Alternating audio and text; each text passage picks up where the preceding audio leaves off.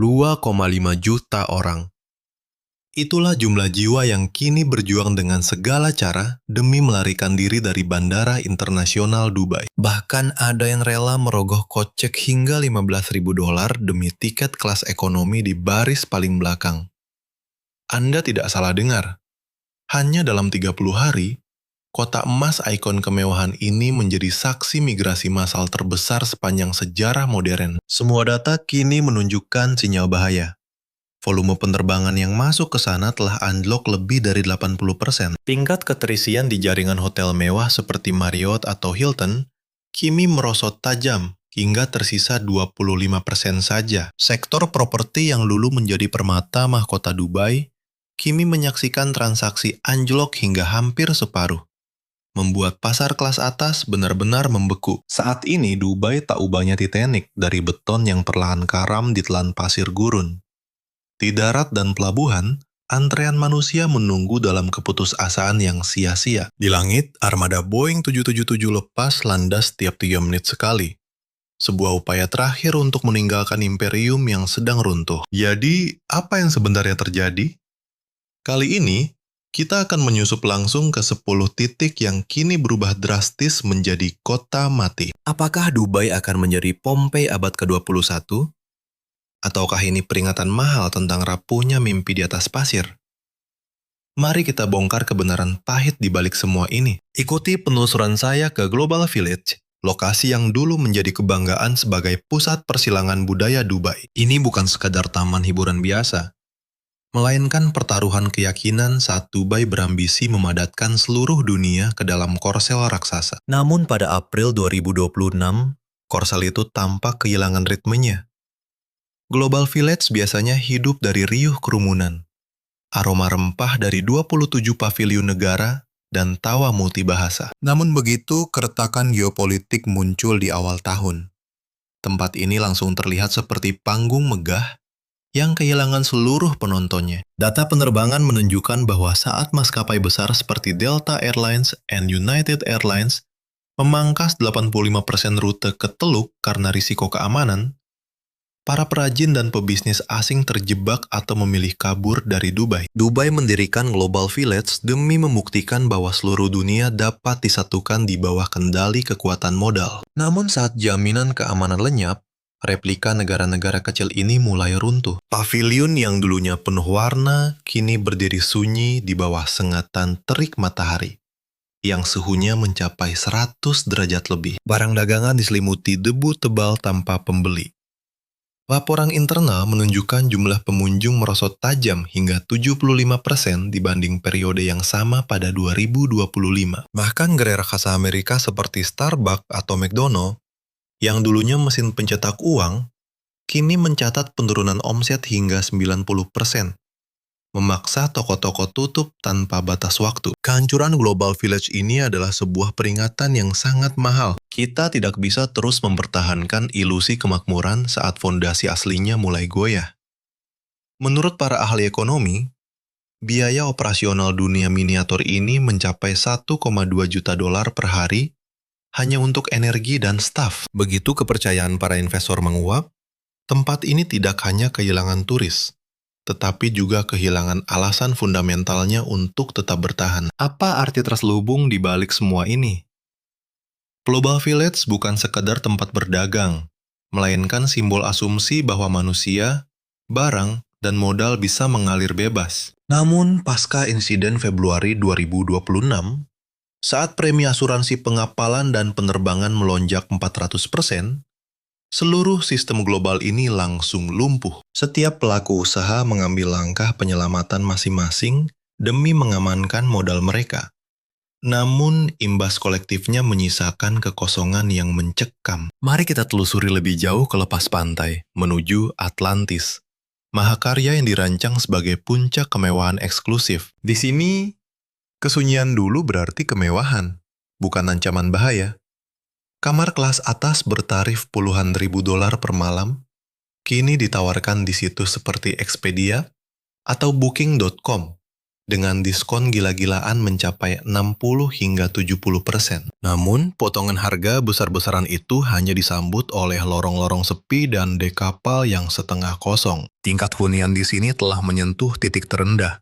Kini hanya tersisa 15 hingga 20%. Akuarium megah senilai 1,5 miliar dolar dibangun di dalam hotel untuk menampung spesies langka.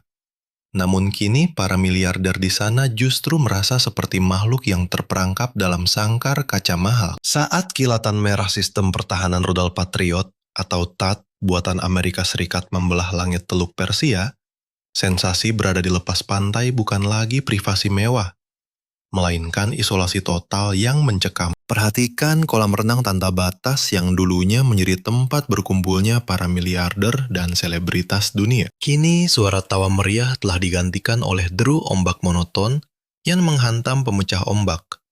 Suara yang selama 15 tahun terakhir selalu tenggelam oleh kemegahan pesta pora. Rantai pasokan yang terputus memaksa restoran berbintang Michelin di sini menghapus bahan makanan paling premium mereka secara diam-diam. Kartu American Express Centurion Anda yang berkuasa sekalipun tidak ada gunanya saat Anda harus cemas memikirkan pemadaman listrik esok hari. Atau apakah kapal feri ke daratan utama masih beroperasi? Sejak dulu, Dubai selalu membanggakan dirinya sebagai kota metropolitan yang tidak pernah berhenti bergerak. Namun di Atlantis, diam terpaku tampaknya menjadi satu-satunya pilihan sementara dunia luar sedang dilanda kekacauan besar. Kemewahan tanpa rasa aman seketika berubah menjadi beban berat. Disinilah kemegahan menunjukkan kelemahan fatalnya. Karena kenyamanan tidak diukur dari harga, melainkan dari kepastian masa depan. Begitu kepastian itu lenyap, lingkungan semewah apapun akan mulai terasa rapuh. Lokasi lepas pantai yang dulunya merupakan simbol privasi, kini justru melipat gandakan ancaman bahaya. Saat akses ke daratan utama menjadi tidak menentu dan pasokan daya dari generator General Electric menjadi tanda tanya alih-alih jaminan, pengalaman menginap di sini berubah menjadi kurungan alih-alih hak istimewa. Bangunan kaca megah bernilai ratusan juta dolar kini terputus dari sistem utama yang menopang kehidupannya. Seiring kian renggangnya hubungan itu, bagi tamu di Atlantis, pertanyaannya bukan lagi soal kenyamanan, melainkan bagaimana cara untuk segera keluar. Selanjutnya, mari beralih ke Expo City, kawasan yang sempat digadang-gadang sebagai cetak biru manusia. Bermodal investasi awal sebesar 7 miliar dolar lebih, wilayah ini dirancang menjadi ekosistem terpadu tempat teknologi, keberlanjutan, dan aktivitas manusia berjalan dalam keselarasan yang sempurna. Sebuah mega proyek yang dibangun untuk membuktikan bahwa gurun pasir tidak hanya bisa disulap menjadi kota, tapi juga menjadi sistem operasi kehidupan yang luar biasa cerdas. Namun, per April 2026, fondasi visi besar itu mulai runtuh.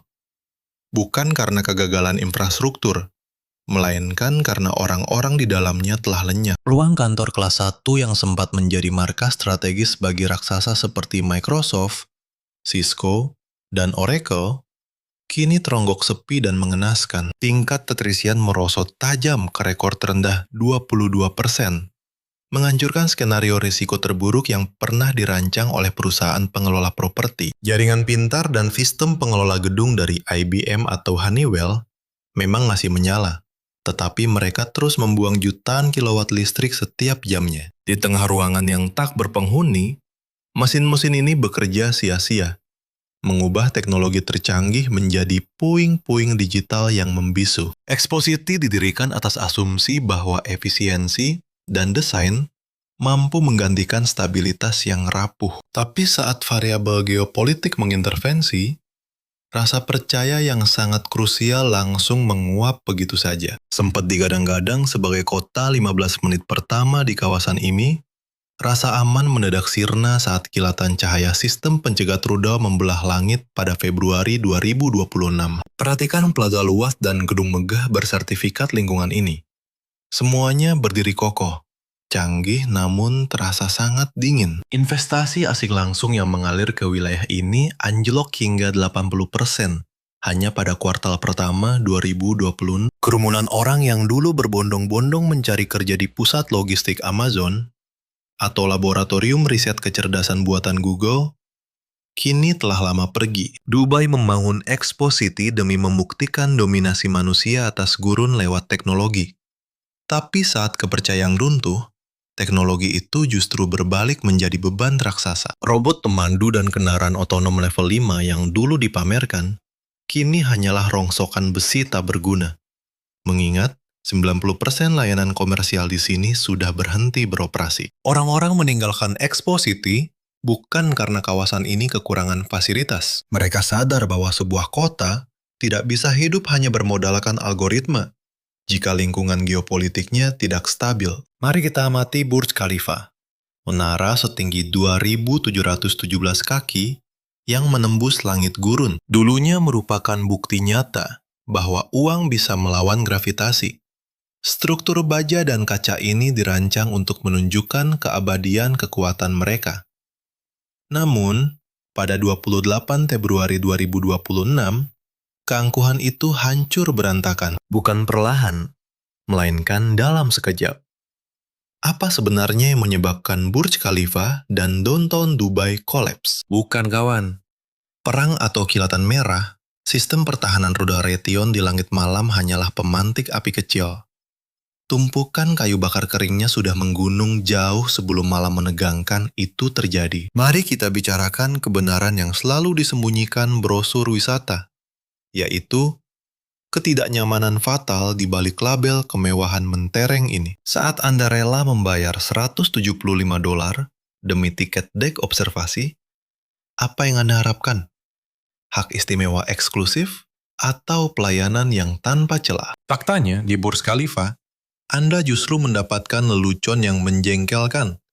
Gedung setinggi 163 lantai ini hanya menyediakan 3 lift umum untuk melayani pengunjung. Ribuan pengunjung harus berdiri mengantre selama berjam-jam hanya demi menukarnya dengan kesempatan berfoto selfie selama beberapa menit di puncak menara. Ketika sebuah sistem yang sudah penuh masalah dan kelebihan beban ditempatkan di lingkungan tidak stabil, efek domino kehancuran pun tak terhindarkan. Hanya dalam waktu sepekan setelah insiden akhir Februari 2026, lebih dari 80.000 tiket dibatalkan, melenyapkan potensi pendapatan senilai ratusan juta dolar. Namun bukan angka itu yang terpenting, melainkan alasan di baliknya. Orang-orang melarikan diri bukan cuma karena takut, tetapi karena sadar bahwa kemewahan ini tidak lagi sepadan dengan kecemasan yang mereka rasakan. Pada malam 28 Februari itu, evakuasi darurat akhirnya terpaksa dilakukan. Kepulan asap membubung di kejauhan. Dek observasi langsung ditutup, dan aliran listrik padam. Untuk pertama kalinya dalam puluhan tahun, sistem air mancur Dubai Mall yang dirancang dengan teknik canggih Amerika Serikat membisu sepenuhnya. Simbol kemegahan itu masih berdiri, namun maknanya telah sirna. Menara tertinggi di muka bumi ini bukan lagi simbol ambisi, melainkan pengingat nyata tentang betapa rapuhnya sebuah persepsi. Data menunjukkan tingkat kepercayaan konsumen di kawasan ini merosot 65% hanya dalam 30 hari. Saat kepercayaan hilang, ketinggian 2.717 kaki tidak lagi mengagumkan, melainkan menjadi titik kelemahan yang nyata. Kawasan downtown memang tetap menyala, namun itu adalah pendar sunyi dari zona mati, tempat para pekerja dan turis mengemasi barang-barang mereka untuk pergi menggunakan maskapai Emirates atau United Airlines. Membangun istana di atas pasir memanglah mudah, tetapi menahan pasir tersebut agar tidak runtuh diterpa badai besar, itulah tantangan yang sesungguhnya. Apa yang sedang kita saksikan adalah babak akhir dari sebuah ilusi besar, di mana kenyataan tak lagi sebanding dengan harga ribuan dolar, dan kemewahan tak lagi mampu membeli rasa aman. Bahkan struktur bajal kokoh buatan Otis atau mesin pendingin canggih dari Carrier tidak bisa menyelamatkan imperium yang perlahan tenggelam di dalam pasir. Kawasan Dubai Marina kini menghadapi benturan keras antara ilusi megah dan kenyataan pahit. Berdasarkan laporan firma analis properti, angka pemesanan langsung merosot hingga 60% pasca kekacauan geopolitik di akhir Februari kemarin. Namun, fakta mengejutkan itu barulah permukaan luarnya saja. Keretakan sesungguhnya terletak pada angka yang mengerikan ini. 80% penerbangan transit di DXB dibatalkan. membuat detak jantung Dubai Marina yang bergantung pada turis mancanegara dengan pengeluaran rata-rata $550 per hari kini lumpuh total. Sekarang, mari kita lihat kawasan JBR Walk. Tempat yang dulunya menjadi panggung pamer deru mesin mobil mewah setiap malam, kini menyisakan embusan angin dingin yang melewati deretan kursi kosong di kafe-kafe luar ruangan. Data aplikasi pengantar makanan seperti Uber Eats dan Deliveroo menunjukkan volume pesanan anjlok hingga 90%. Sekurang 45.000 ekspatriat muda dan profesional kelas menengah telah pergi diam-diam. Mengapa? Karena mereka tersadar telah terjebak dalam mimpi buruk matematis. Mari kita hitung bersama. Biaya hidup melonjak 35% akibat terganggunya rantai pasok. Harga sewa apartemen mewah dari pengembang MR tetap selanyap. Padahal jaminan keamanan yang mendasari harga mahal tersebut kini telah lenyap tanpa bekas. Dulu orang menghabiskan jutaan dolar demi tinggal di kota kaca. Kini mereka sadar, hanya membayar biaya pemeliharaan $25 untuk kesia-siaan. $30 per kaki persegi hanya untuk memandangi kota hantu. Saat lampu neon di Starbucks atau gerai Nike mulai berkedip karena nihilnya suku cadang perawatan dari Honeywell atau Carrier, Marina menjelma menjadi hutan beton tanpa jiwa. Dan jika Marina adalah mimpi buruk bagi kelas menengah, maka Atlantis, The Palm, berdiri tegak sebagai simbol instabilitas kaum elit. Di pulau buatan ini, isolasi yang dulunya merupakan hak istimewa, kini berubah menjadi petaka. Di platform seperti Expedia, kamar seharga $25.000 didiskon hingga 70%.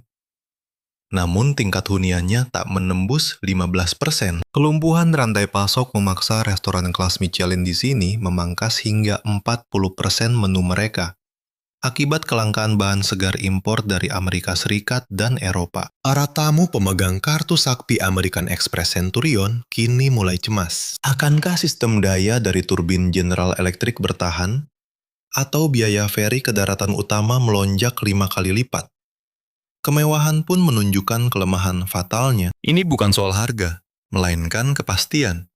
Begitu kepastian itu lenyap, lingkungan termewah sekalipun akan mulai terasa sangat rapuh. Lokasi lepas pantai bukan lagi tentang privasi, melainkan isolasi. Bangunan kaca senilai $1,5 miliar mendadak jadi penjara hampa yang terputus dari daratan. Sekarang mari kita lihat Palm Jumeirah, pulau yang sempat dijuluki keajaiban dunia ke-8. Di kawasan Fairmont, jantung termewah di pulau ini, keheningan yang tersisa terasa mencekam layaknya pemakaman kelas atas. Data dari agen pengelola properti mengungkapkan bahwa angka kekosongan di Palm Jumeirah melonjak hingga 45% hanya pada kuartal pertama 2026. Villa yang dulunya bernilai $20 juta, kini diobral rugi 30%. Setara dengan hilangnya $6 juta dalam semalam. Namun, tetap sepi peminat. Mengapa para miliarder ini rela meninggalkan istana megah mereka? Jawabannya ada pada rapuhnya sistem penopang kehidupan di sini. Merawat pulau buatan seluas ribuan hektar di laut lepas membutuhkan pasokan energi raksasa demi menghidupkan pendingin ruangan carrier dan mesin desalinasi air. Menyusul kacaunya infrastruktur, biaya operasional di tempat ini melambung tinggi, hingga 120%. Pemilik villa yang dulu membayarkan jutaan dolar demi pemandangan laut kini sadar.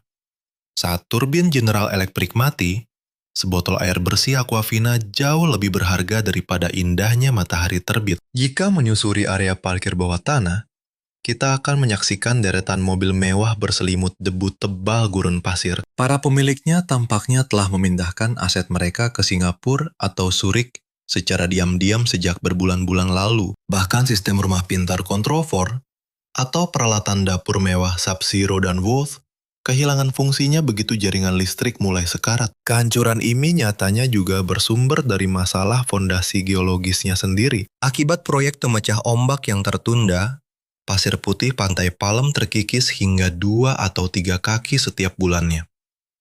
Kolam renang tanpa batas kini tampak keruh tanpa alunan musik dari pelantang Bose. Di Palm Jumeirah, kepergian mereka tidak bising. Mereka kabur dengan kapal cepat di malam hari, meninggalkan bangunan beton miliaran dolar terhantam ombak. Ini bukan lagi panggung untuk pamer kekayaan, Tempat ini telah berubah menjadi sangkar emas yang mahal dan berbahaya. Kesalahan terbesar kita adalah mempercayai bahwa uang bisa menaklukkan lautan selamanya.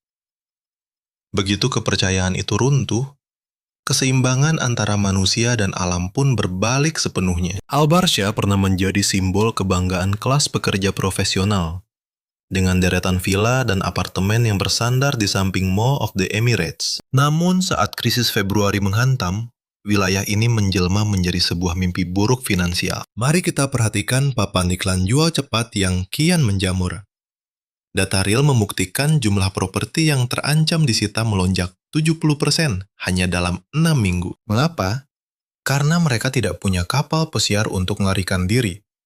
Mereka hanya memiliki cicilan bank dan masa depan yang penuh ketidakpastian. Keruntuhan di Al-Barsha tidak diukur dari berita utama yang sensasional, melainkan dari tekanan hidup yang menjerat setiap rumah tangga. Saat aliran listrik tidak lagi stabil, menyalakan AC carrier atau York tanpa henti di tengah suhu gurun yang mencapai 112 derajat Fahrenheit menjadi kemewahan yang mustahil. Tagihan listrik untuk apartemen 3 kamar seluas 1.500 kaki persegi melonjak dari $400 menjadi lebih dari $1.000 per bulannya. Bagi keluarga berpenghasilan rata-rata $6.000 per bulan, lonjakan tarif ini menjadi hantaman fatal bagi keuangan mereka. Kaum kelas menengah tidak langsung kabur begitu saja.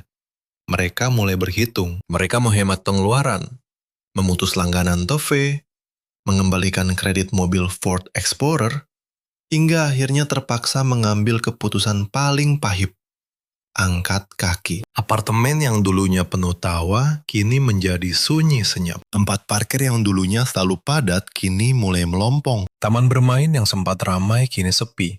Hanya ada tiupan angin berdebu di celah pagar besi dari Home Depot. Yang membuat keruntuhan di Al-Barsha terasa begitu memilukan adalah keheningannya. Saat kepastian mulai goyah, segala hal yang bersandar di atasnya ikut rapuh. Obrolan di Starbucks setempat kini bergeser dari cara berkembang menjadi bertahan hidup. Dari peluang menuju strategi penyelamatan diri. Indeks keyakinan konsumen di wilayah ini merosot tajam. Anjlok 55% dibandingkan periode yang sama tahun lalu. Masuklah ke pusat saraf keuangan wilayah ini.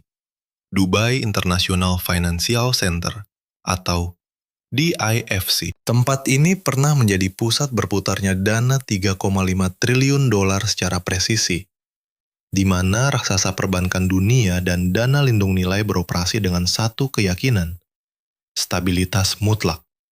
Namun pada April 2026, keyakinan itu runtuh sepenuhnya. Kejatuhan DIFC tidak diiringi teriakan histeris di lantai bursa, melainkan lewat eksodus sunyi.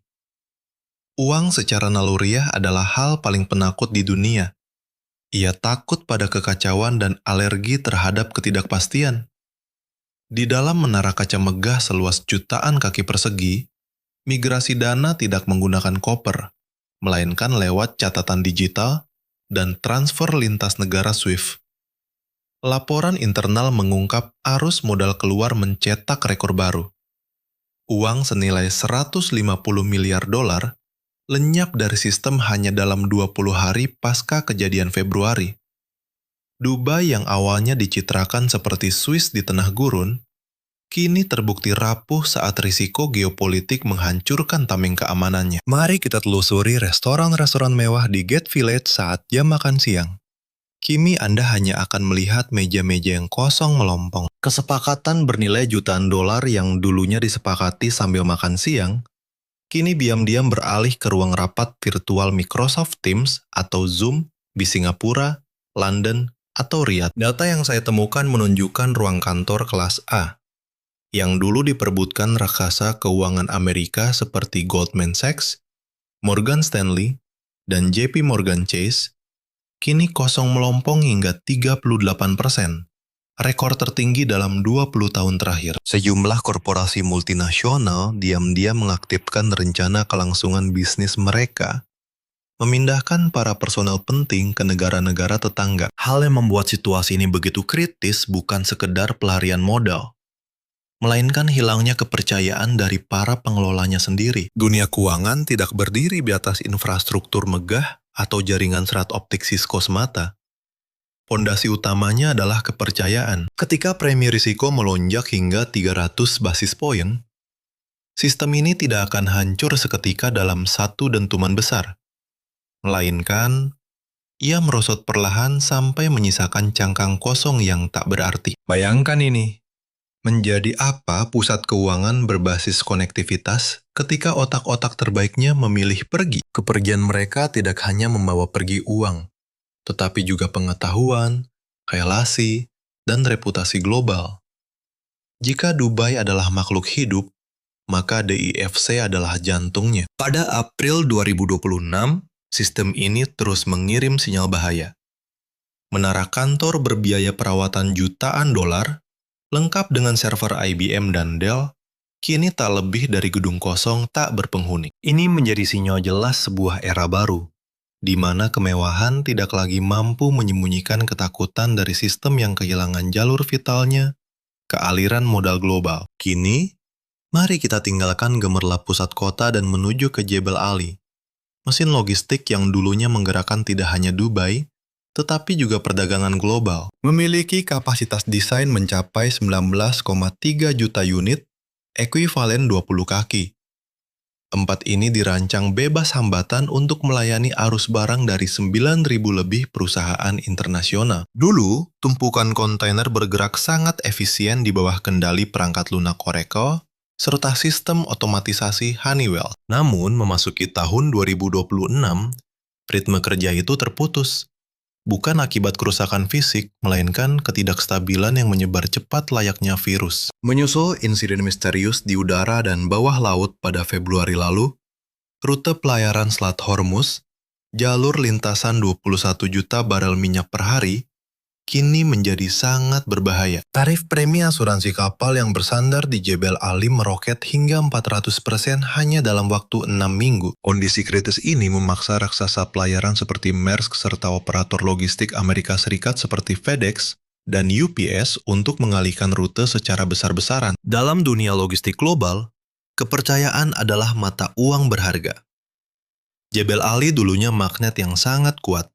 Namun begitu kepercayaan itu runtuh, ia langsung berubah menjadi hambatan yang mahal. Ribuan kontainer terbengkalai di bawah senatan gurun bersuhu 115 derajat Fahrenheit karena pemeriksaan keamanan yang super ketat dan krisis tenaga kerja parah. Investigasi data real menunjukkan arus bongkar muat barang di pelabuhan ini merosot tajam, hingga 45% dibanding periode yang sama tahun lalu. Perhatikan deretan gudang padat di kawasan bebas Jafza. Dulu, mendapatkan satu kaki persegi ruang di sini hampir mustahil, dengan tingkat hunian selalu di atas 95%.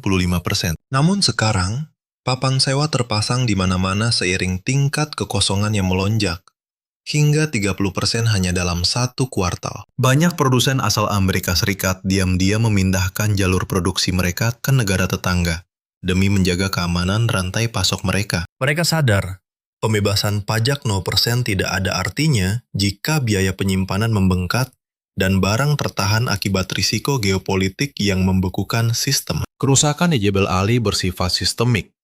Pelabuhan ini bukan sekadar tumpukan beton, melainkan simbol kepercayaan yang diwujudkan dalam aksi nyata. Saat kepastian waktu terganggu, algoritma logistik raksasa retail seperti Walmart atau Amazon akan langsung mencoret Jebel Ali dari daftar pusat transit strategis mereka. Dengarlah deru mesin di atas kepala kita. Di Terminal 3, Bandara Internasional Dubai. Pada April 2026, deru itu bukan lagi lambang kemewahan kota emas ini. Kebanggaan Emirates kini berubah menjadi jalur evakuasi massal bagi 2,5 juta orang yang berjuang keras untuk pergi. Simbol konektivitas dunia tanda batas ini kini benar-benar berada di titik nadir kehancurannya. Bencana ini bermula pada Maret 2026, saat ancaman teknologi tak kasat mata menembus pertahanan udara dan menghantam langsung Terminal 3. Meski korban jiwa sangat minim, kerusakan nyata terlihat dari angka mencengangkan ini. 3.150 penerbangan dibatalkan hanya dalam 24 jam. Peta penerbangan timur dan barat yang dulu sangat padat oleh sistem Cisco dan Honeywell, tiba-tiba menjadi zona kosong yang sunyi di radar global. setelah anjlok hingga 80%. Kontras di sini sungguh tragis. Di satu sisi berdiri arsitektur ultramodern bernilai miliaran dolar. Di sisi lain, antrean panjang ekspatriat barat dan intelektual muda tampak kelelahan menunggu di depan loket pelaporan tiket. Kartu Visa emas kini hanya bernilai sebagai tiket keluar dari mimpi buruk ini. Tingginya permintaan melambungkan harga tiket sekali jalan ke New York atau London hingga 5 kali lipat, menembus 12.000 hingga 15.000 dolar per kursi ekonomi. Namun tetap ludes dalam waktu 48 jam. Saat denyut nadi transportasi utama ini melambat, seluruh sendi perekonomian pun mulai tercekik. Toko bebas bea, surga belanja merek ternama seperti Apple, Estée Lauder, dan Tiffany & Company kini sepi akibat terputusnya rantai pasokan. Para penumpang transit langsung mengalihkan rute penerbangan mereka melalui Singapura atau Istanbul. Menelusuri 10 wilayah Dubai pada Mei 2026 menyisakan rasa sesak yang aneh, mulai dari ketinggian Burj Khalifa hingga dermaga yang kini sunyi di Jebel Ali. Rasanya Anda dan saya sedang menyaksikan runtuhnya bukan sekedar megahnya struktur kaca dan baja bernilai ratusan miliar dolar, tetapi juga hancurnya sebuah keyakinan besar akan kekuatan mutlak uang untuk menantang takdir alam dan ketidakpastian zaman. Ketika imperium bertumpu pada kemegahan dan perputaran modal tanpa henti, ia memang tampak berkilau indah di bawah matahari. Namun ketika awan gelap konflik dan ketidakstabilan mulai datang mendera, kilau indah itulah yang justru berbalik menjadi jebakan mematikan. Dubai telah memberi kita semua pelajaran mahal tentang kecepatan. Kita bisa mendaki hingga ketinggian yang tak terbayangkan. Namun kejatuhan kita akan sebanding dengan besarnya kesombongan itu sendiri. Menurut Anda, mampukah sebuah kota bangkit kembali dari runtuhnya kepercayaan? Ataukah kita sedang menyaksikan akhir abadi dari model pembangunan yang mengandalkan kemewahan semata? Jika Anda merasa analisis tajam ini penting, silakan sukai dan bagikan video ini. Ini adalah satu-satunya cara agar kebenaran tidak terkubur oleh kampanye iklan yang manipulatif. Jangan lupa untuk berlangganan dan aktifkan loncengnya. Kami akan terus memantau dan menguliti pergerakan bawah tanah di wilayah konflik dunia yang jarang berani diungkap oleh media lain. Sebelum kita berpisah, mari luruskan satu hal.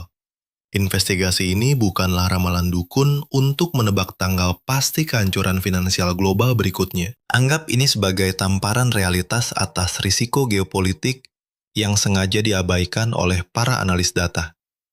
Terima kasih telah menyimak penyelidikan ini sampai akhir. Jika pemaparan ini membuka mata Anda tentang gelapnya dunia barang mewah yang tak tersentuh, dukung kami. Sampai jumpa di laporan investigasi berikutnya.